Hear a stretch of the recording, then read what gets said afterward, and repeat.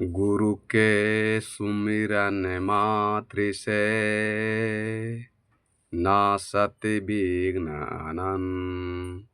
तात सर्वारंभ में ध्वावत है सब संत। गुरु की महिमा अनंत है, कह न सके श्रुति से। जिनके कृपया कटाक्ष से रंकहु होत नरेश। रंकहु होत नरेश। रंकहु होत नरेश। मेरे परम पूज्य गुरुदेव आराध्य देव जी, तीर्थों को भी पावन कर देने वाले ज्ञान ध्यान साधना तप के द्वारा मधु मंगलमय संत समाज, अध्यात्म प्रेमी सज्जनों तथा देवियों, आज सदगुरु कबीर साहब पर आरोप लगा हुआ कि सदगुरु ईश्वर परमात्मा भगवान को नहीं मानते। लेकिन एक माने ये जो कह रहे हैं कि सदगुरु कबीर साहब ईश्वर परमात्मा को नहीं मानते हैं, ऐसा नहीं है। सदगुरु कबीर साहब ईश्वर परमात्मा भगवान का कभी विरोधी नहीं किए, कभी किसी का विरोधी नहीं किए सदगुरु कबीर साहब। सिर्फ सदगुरु कबीर साहब इतने कहते हैं, सदगुरु कबीर साहब इतने कहते हैं कि तुम धरती पर प्रत्येक सामान को तुम चुन करके, ठोक करके, ठेठा करके बढ़िया से लेते हो। जैसे मान लिया कि एक कपड़े लेते हैं तो उसको खींच खाच के लेते हैं कि अच्छा है कि खराब है, माने असली वाला है कि नकली वाला है। अगर आप सुराही ले रहे हैं घड़ा तो उसको भी ठोक ठकाते हैं थर्मामीटर से कि कच्चा है कि पका हुआ। देखते हैं एक भिंडी भी लेते हैं तो उसको भी टूसा को तोड़ते हैं कि खिंचा है कि ज्वाल है।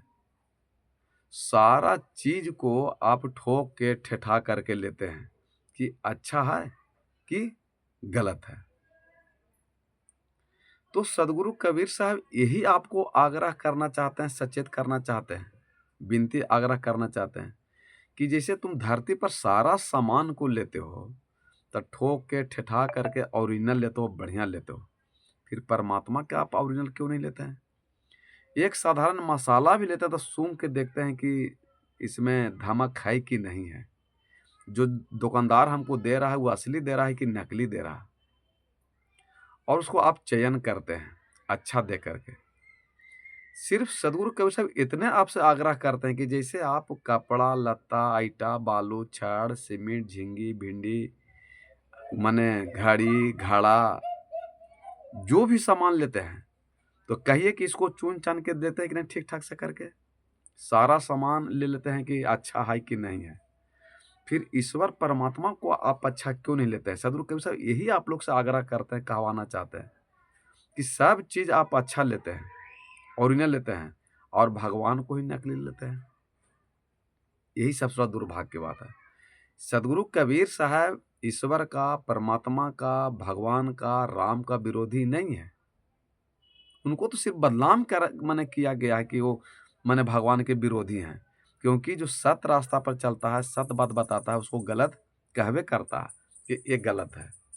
लेकिन ऐसा नहीं है।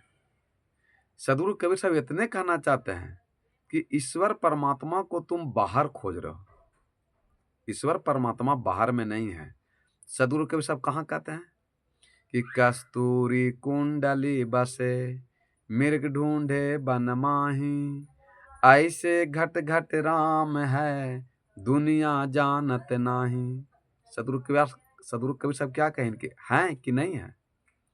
कस्तूरी कुंडल बसे मिर्ग ढूंढे बन माही, ऐसे घट घट राम हैं। सदगुरु कबीर साहब हैं कह रहे हैं राम कि नहीं कह रहे हैं? हैं कह रहे हैं। कस्तूरी कुंडल बसे मिर्ग ढूंढे बन माही, ऐसे घट घट राम है दुनिया जानत नहीं। जो तिल माही तेल है, जो चकमक में आग, तेरा साईं तुझ में है जाग सके तो जाग। देखिए कभी राम कह रहे हैं, कहीं साईं कह रहे हैं कि जैसे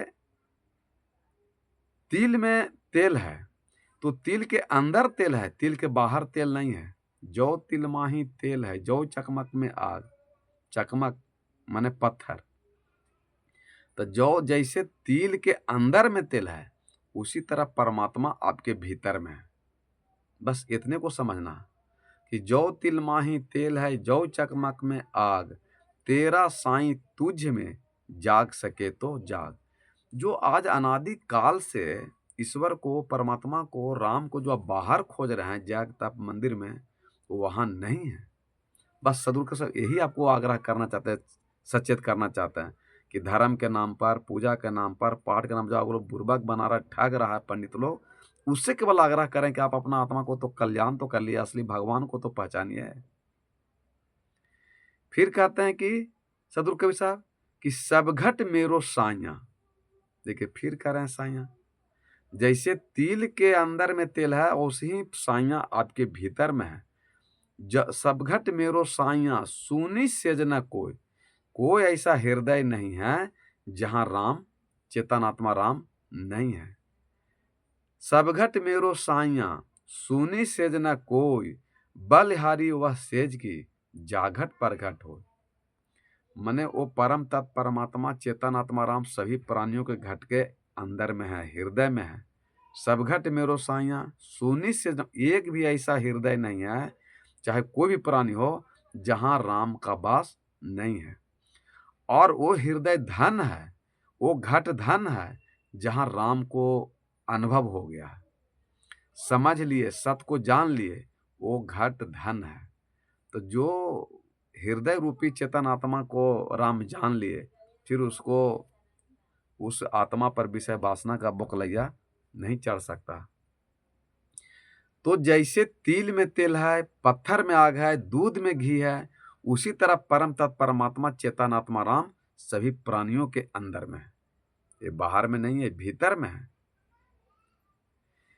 अगर इतना से समझ में नहीं आया तो सदगुरु और समझाते हैं कि पानी में मीन पियासी रे मोहे, सुनी सुनी आवत हासी।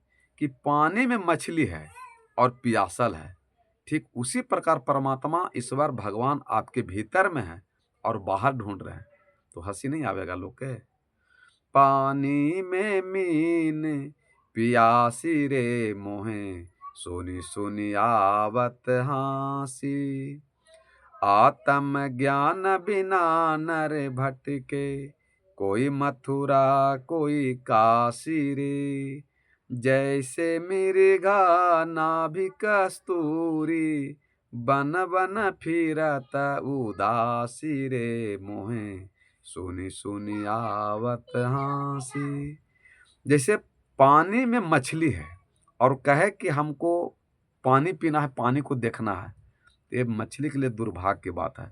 ठीक उसी प्रकार मनुष्य का है कि हमको राम को देखना है, भगवान को देखना है, परमात्मा को देखना है। तो आपके घट के अंदर में तो है, आपके भीतर में तो परमात्मा है, तो ढूंढ कहाँ रहे हैं?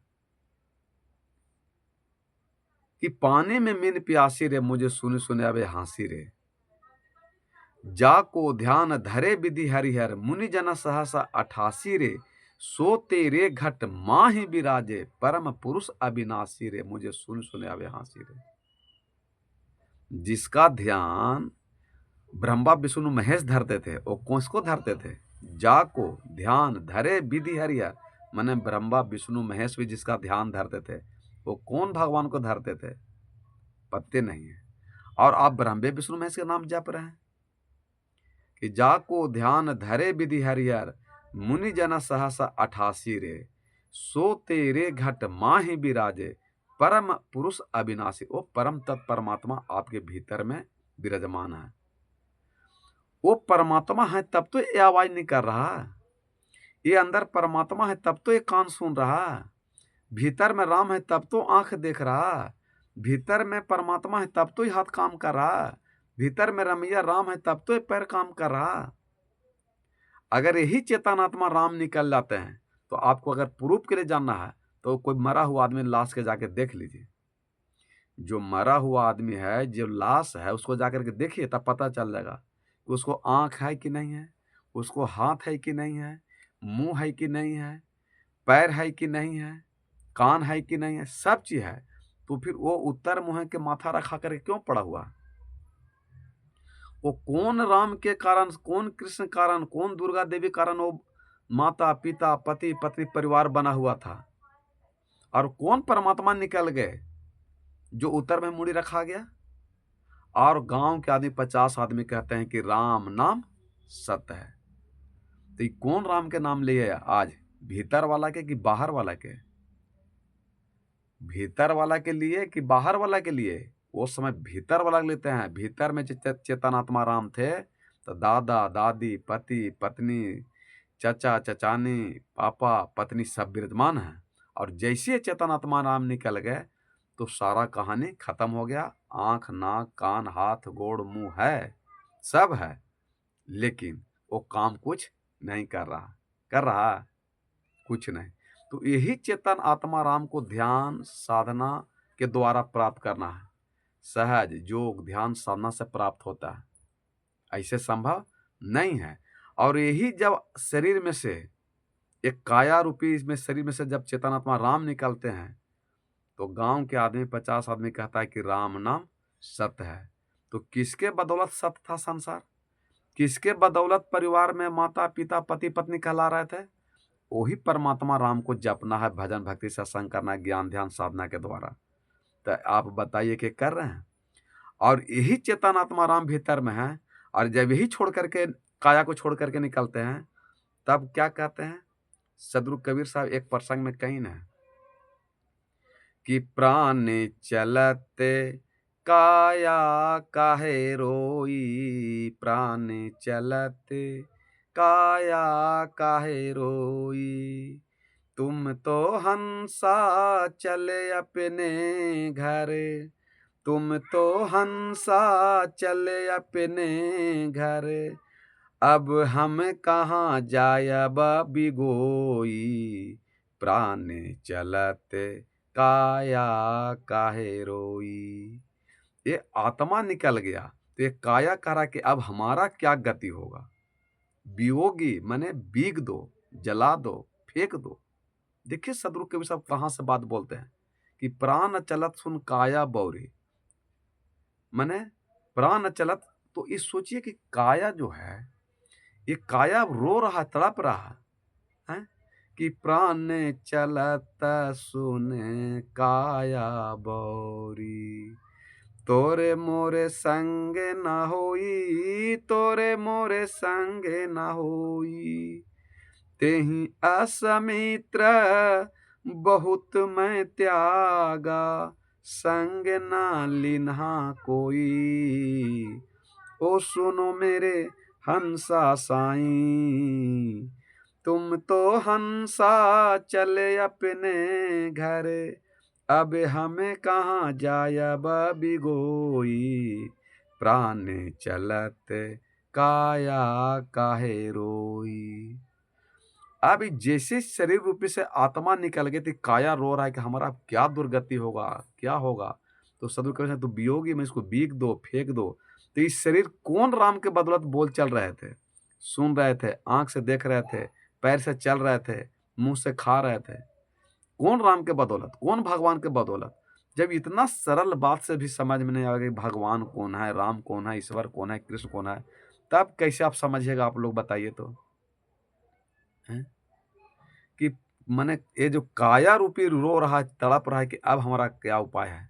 उसी प्रकार गांव के जब कोई आदमी मर जाते हैं, आत्मा राम निकल जाता है, तो हाथ गोड़ नाक मुंह जीभ त्वचा रहता है, लेकिन इसको शरीर को ले जा करके विष्णु पर शमशान घाट में जला देते हैं।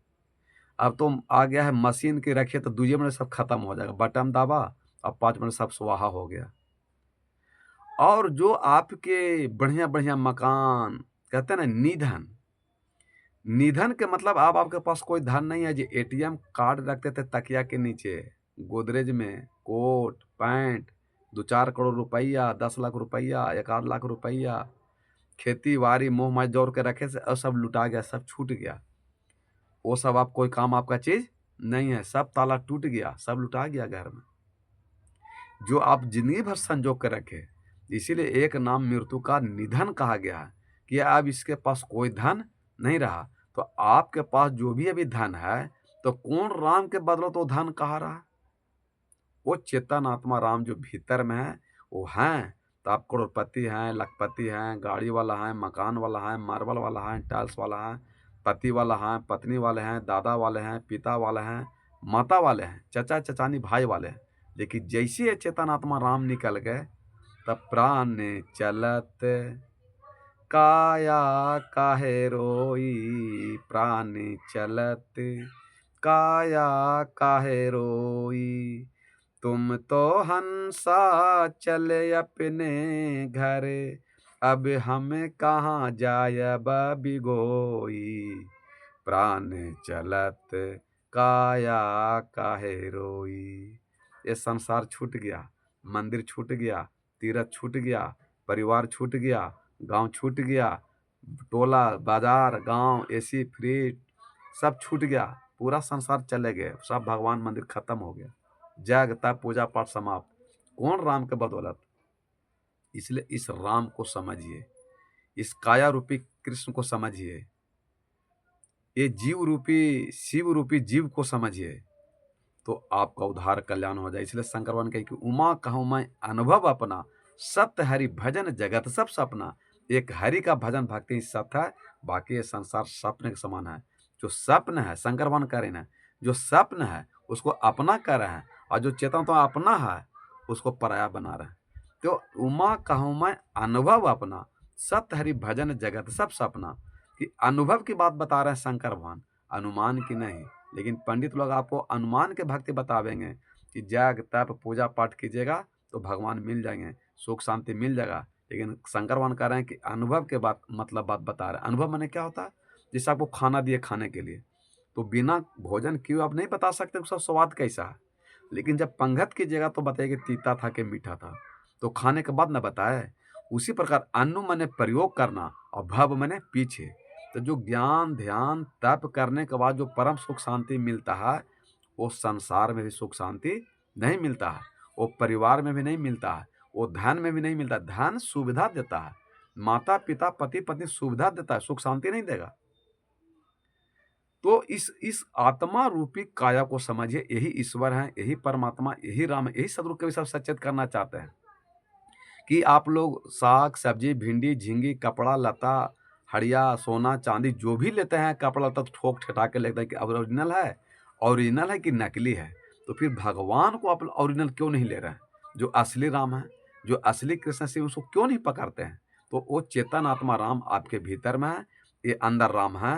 तो पूरे संसार में परिवार है, ये आत्मा राम निकल गए तो इसको धुधा के जाके विश्व में जला देगा, होली धूर खेली खेल लेगा, जलेबी पूड़ी खा लेगा, और आप हो जाएगा निधन। आपका सारा धन समाप्त हो, जिसके लिए बेईमानी शैतानी झूठ सच लड़ाई झगड़ा कलह कलेश चिंता टेंशन के परिवार के लिए, धन की दौलत के लिए, यही रह जाएगा धन दौलत। जिस धन के लिए आप पत्नी को छोड़ रहे हैं, जिस धन के लिए आप पति को छोड़ रहे हैं, जिस धन के लिए आप पिता को गाली गलौज कर रहे हैं, जिस धन के लिए बेटा को छोड़ रहे हैं, परिवार को छोड़ रहे हैं, वो सारा धन यहीं रह जाएगा।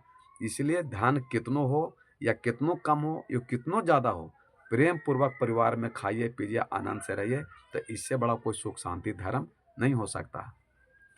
फिर कहते हैं साहब जी कि लट छिटकाए तिरिया रोवे, बाह पकड़ के भाई बाह पकड़ के भाई, आंगन बैठ के माता जी रोवे, हंसा अकेले जाई, ओ सुनो मेरे हंसा साईं, तुम तो हंसा चले अपने घर, अब हम कहाँ जायब बिगोई, प्राण चलत काया काहे रोई। कि लट छिटकाए तिरिया रोवे, मैंने पत्नी रो रहा है लाश को पकड़ के, काया रूपी पकड़ के, कि अब कहाँ चले। तो जिस राम के बदौलत शिव के बदौलत कृष्ण के बदौलत जो परिवार थे, उस शिव राम कृष्ण को कभी जपे याद किए? खाली बाहर में मंदिर में जगता पूजा तीर्थ में गए, लेकिन भीतर वाला को नहीं पहचाने। जब भीतर को पहचान जाइएगा तो फिर आपके मुर्गा के ढोड़ा पर छुरी नहीं चलेगा, खस्सी के मुर्गा पर ढोड़ा पर छुरी नहीं चलेगा, गाय गोरू मछली उछली के ढोड़ा पर छुरी नहीं चलेगा, क्योंकि वो चेतन आत्मा राम सभी प्राणियों के अंदर में वास कर रहे हैं।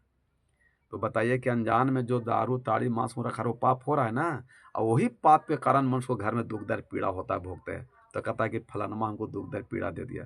तो जाहि विधि दारुण दुख देना तात पहले मति हर लेना।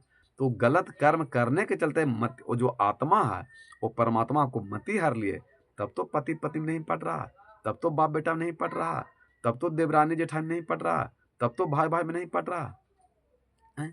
वो मति मारा हुआ है ना, तो कैसे आपको होगा। जैसे राम जी के पत्नी सीता कहने हमको सोना के हरिन ला दीजिए, तो सोना के हरिन होता है, लेकिन राम भगवान को ही मति मारा गया था कि जाहि विधि दारुण दुख दीना तात पहले मति हरिना, कि मति भगवान मार लिए थे, तन उनको बुरा कर्म हुआ कि हरिन के मारे गए। बस रावण आया, सीता को हरण करके लंका ले चले, कितना दुख उठाना पड़ा राम को।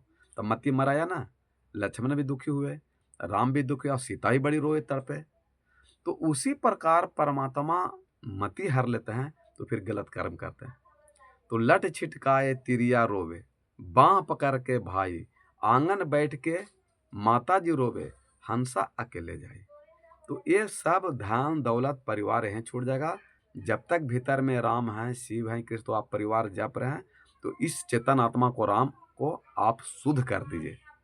अहम शुद्ध चेतन ज्ञाने स्वरूपम, अजर हम अमर हम अखंडम अनुपम।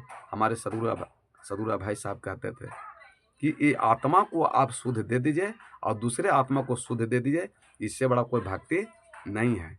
इसलिए कहें कि सच बराबर तप नहीं, झूठ बराबर पाप, जाके हृदय साच है तहाँ विराजे आप। कि सत्य से बड़ा कोई धर्म नहीं है और झूठ से बड़ा कोई पाप नहीं है।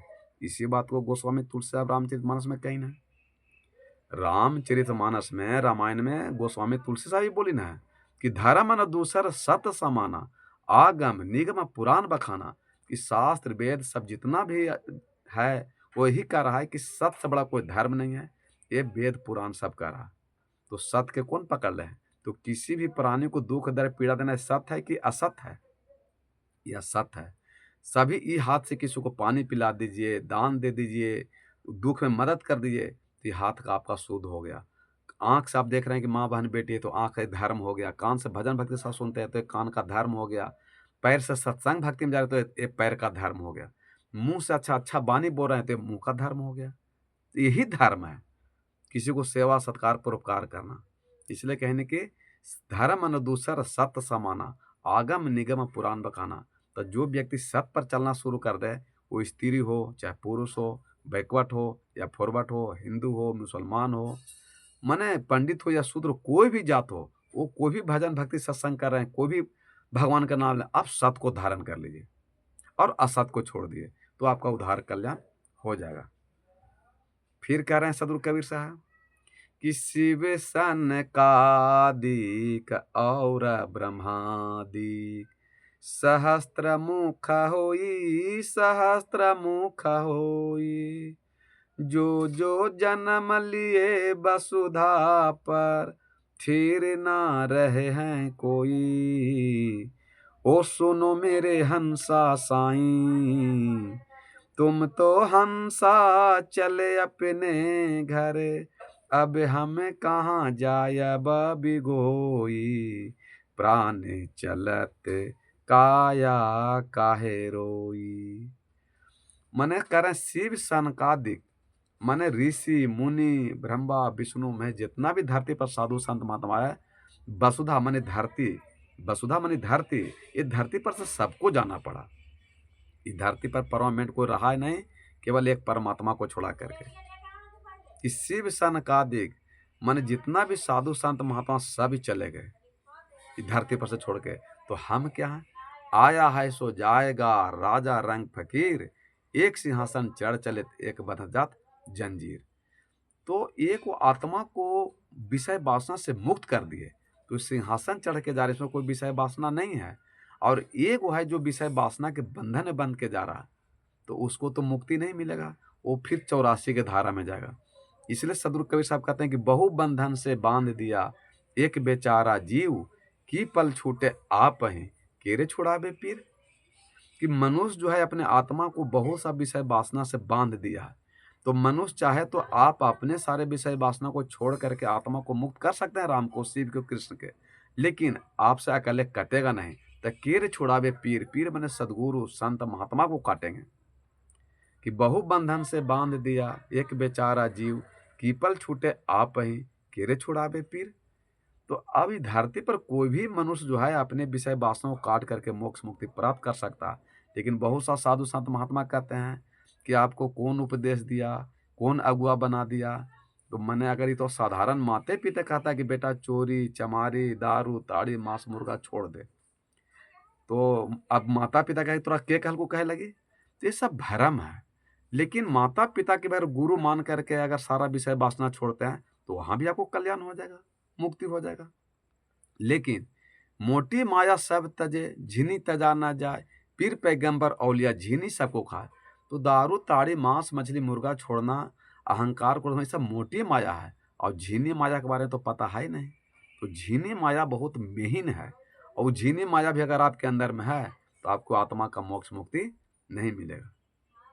इसलिए बहु बंधन से बांध दिया एक बेचारा जीव, कीपल छूटे आप ही अपने भी छुड़ा सकते हैं। आप सब आप लोग बंधन से मुक्त हो सकते हैं। अगर न छूटा तो फिर केर छुड़ावे पीर, फिर सदगुरु संत महात्मा उसको काटेंगे आपसे अगर नहीं करता था। लेकिन कोई भी धरती पर मनुष्य सारे विषय वासना का त्याग दिए तो आप भी मोक्ष मुक्ति प्राप्त कर सकते हैं। लेकिन ये विधान बना हुआ है कि जब राम कृष्ण से को बड़े तीनों तो गुरु किए, तीन लोग को वे धनी गुरु आगे अधुन हुए। जब राम गुरु बनाए, कृष्ण गुरु बनाए, रामन भी गुरु बनाया, यहाँ राक्षस भी गुरु बनाया, और राम भी गुरु बना है, कृष्ण गुरु बना है, शंकर भगवान ने गुरु बना। और हम लोग कहते हैं कि गुरु बनाने की क्या आवश्यकता है, संत बनाने गुरु संत के समझाने से क्या आवश्यकता है, गुरु बनाने की कोई जरूरत नहीं है। ये अनिवार्य है। जैसे आप दुकान कोई खोलते हैं तो लाइसेंस लेना अनिवार्य रहता है, नहीं लीजिएगा तो पुलिस कभी पकड़ लेगा। उसी प्रकार हमारा सनातन धर्म में, शास्त्रों में, वेदों में, रामायण में ये विधान है कि गुरु के बिना को उद्धार कल्याण नहीं हो सकता है। इसलिए गोस्वामी तू सब लिखे कि गुरु बिनु भवन दे तेरा ही न कोई, जो बिरंच संग करसम होई। कोई कितनो रामायण वेद शास्त्र पढ़ ले, पूजा पाठ कर ले, लेकिन शंकर भगवान ब्रह्मा विष्णु महेश के समान हो जाइए, लेकिन गुरु के बिना भाव सागर आप तैर नहीं सकते हैं। आप मने गुरु हैं बड़ा गोविंद से, मन में देख विचार हरि सिरजे तो बार बार गुरु सिरजे तो पार।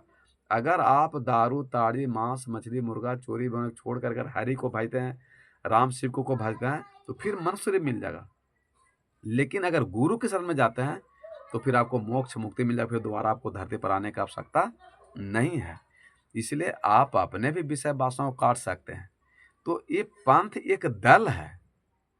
आज आदमी पंथ के पैरा पड़ल है कि हमारा वाला पंथ नहीं है, कि हमारा वाला सदगुरु नहीं है, कि हमारा वाला भगवान नहीं है, ये शब्द के फेरा में उझरल है। लेकिन जैसे सत्संग एक पार्टी है, दल है, जैसे बीजेपी हो गया, आरजेडी हो गया, लोजपा सपा झारखंड मुक्ति मोर्चा हो गया, तो जैसे एक पार्टी है उसी तरह यहाँ जो संत मत एक पार्टी है। चाहे कबीर पंथ हो जाए, रामाश्रय हो जाए, कृष्णाश्रय हो जाए, शिव चर्चा हो जाए, बाल जोगेश्वर हो जाए, धन निरंकार हो जाए, ये सब दल है। जैसे पार्टी एक दल है उसी तरह एक पंथ एक दल है। लेकिन पार्लियामेंट तो एक है, उसी पर यहाँ पंथ अनेक है, लेकिन धर्म तो एक है, 10 वो धर्म नहीं है। तो आप कोई भी पार्टी से अगर टिकट लीजिएगा तो जीतिएगा तब ना पार्लियामेंट जाकर बैठिएगा, तो जीतिएगा नहीं तो पार्लियामेंट से कैसे बैठिएगा। उसी प्रकार आप कोई भी पंथ से जुड़ जाइए, चाहे कबीर साहब से, चाहे रामाश्रय से, चाहे कृष्णाश्रय से, चाहे बाल जोगेश्वर से, या धन निरंकार से, या शिव चर्चा से, किसी से जुड़ जाइए। लेकिन आप सत्य को धारण कीजिएगा, परोपकार को धारण कीजिएगा, करुणा को धारण कीजिएगा, अहिंसा को धारण कीजिएगा, तब ना आपको मोक्ष मुक्ति होगा, कल्याण होगा। ऐसे कैसे हो जाएगा। तो ये पंथ एक पार्टी है, जैसे आरजेडी लोजपा बीजेपी पार्टी है, उसी तरह पंथ एक पार्टी है, और पार्लियामेंट एक है। और यहाँ भी जो है मने पंथ अनेक है, लेकिन धर्म एक ही है, सत्य, दूसरा कुछ नहीं है। इसलिए आप कहीं भी आप पूजा पाठ भजन भक्ति सत्संग कर रहे हैं तो आप सत्य को धारण कर लीजिए, अहिंसा को धारण कर लीजिए, परोपकार को धारण कर लीजिए, करुणा को धारण कर लीजिए, प्रेम को धारण कर लीजिए। अगर ये सिद्धांत लेकर समाज में घर में पूरा चलते हैं तो फिर आपको मोक्ष मुक्ति निर्माण होते कोई रोक नहीं सकता है, घर में सुख शांति मिलते कोई रोक नहीं सकता है, पूरे परिवार में आनंद मिलते कोई रोक नहीं सकता है, करुणा मिलते कोई रोक नहीं सकता है। इसलिए बैठ के पूरे परिवार संवाद कीजिएगा तो परिवार आबाद होगा, और किसी मैटर पर विवाद कीजिएगा तो वहाँ बर्बाद होगा, वहाँ आबाद नहीं हो सकता। लास्ट में कहते हैं सदगुरु कबीर साहब कि जो भी इंसान धरती पर जब से माँ के गर्भ से लेकर जन्म लिया मृत्यु तक, लास्ट में दो ही को मिलता है, तीसरा कोई रास्ता नहीं है। क्या कहते हैं सदगुरु कबीर साहब कि पाप और पूना दुई गो डगरिया, समझ देखे नर लोई, समझ देखे नर लोई। कहता कबीरा गति अंतर को, बूझे बिरला कोई। ओ सुनो मेरे हंसा साईं, तुम तो हंसा चले अपने घर, अब हमें कहाँ जाया बिगोई। प्राणी चलत काया काहे रोई। लास्ट में आपको मिलेगा पाप और पुण्य, दुइये को डगरिया में है, लास्ट में तीसरा कुछ नहीं है। बाकी जो आप धन कमाने के लिए, परिवार के लिए जो झूठ सच कर रहे हैं, बेईमानी शैतानी कर रहे हैं, वो आपको लास्ट में पाप और पुण्य दो को डगर है। अगर आप बढ़िया से ईमानदारी से कमाए हैं, कजाए हैं, परिवार में झूठ सच नहीं किए हैं, तो आपको सत्य धारण हो गया, तो आपको मोक्ष मुक्ति मिल गया। लेकिन आप धन को कमाने के लिए जो झूठ सच बेईमानी शैतानी किए हैं, वो परिवार भोगेगा नहीं, वो जो गलत कर्म किए हैं उसी को भोगना पड़ेगा, दूसरा को भोगने के बाद नहीं है। और लास्ट में पाप अपुण्य, जिसे हम एक बार पहले बताएं कि शरीर खेत है, मन किसान है, पाप अपुण्य दो गो बीज है, जो रोपिएगा वही आपको काटना पड़ेगा, वही मिलेगा, तीसरा कोई उपाय नहीं है। भले थेथरलॉजी कर लीजिए, वो अलग चीज़ है, लेकिन जो खेत है, जो आप फसल रोपिएगा वही ना काटिएगा। तो जो जीवन भर माता पिता पति पत्नी से प्रेम भाव आदर सत्कार सेवा किए, वो कहीं चला जाएगा। और जो अपमान किए हैं, निंदा किए हैं, शिकायत किए हैं, गाली गलौज किए हैं, वो भी कहीं चला जाएगा। वो दोनों मिलेगा। अच्छा किया है तो अच्छा मिलेगा, बुरा किया है तो बुरा मिलेगा। इसलिए कहने कि पाप और पुण्य दोई गो डगरिया, समझ देख नर लोई।